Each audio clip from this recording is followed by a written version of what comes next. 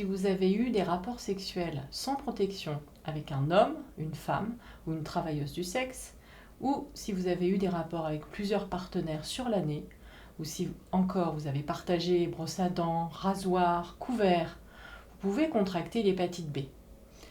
Il faut savoir que l'hépatite B est sans symptômes, le plus souvent.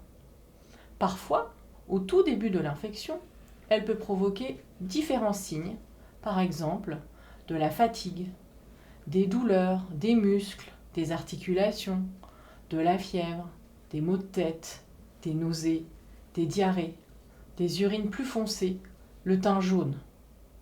Il se peut que vous ayez alors cette maladie. Les premiers signes apparaissent 2 à 8 semaines après la contamination. Il faut absolument consulter votre médecin pour vous faire dépister.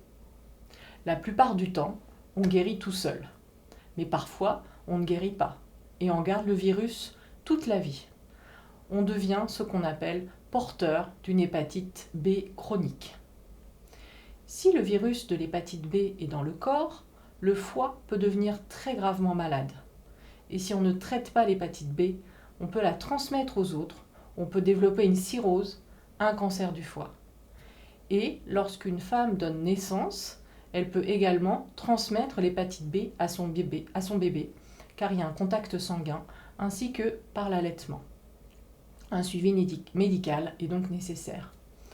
Il n'y a pas de traitement pour le moment qui élimine le virus, mais il y a un traitement qui permet d'endormir le virus.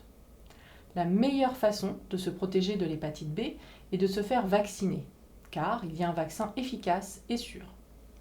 Le bébé peut aussi être vacciné à la naissance, puis être allaité si la maman est infectée. Si vous avez un doute, consultez un médecin qui vérifiera avec vous si vous avez cette infection et si besoin, vous donnera le traitement qui sera gratuit.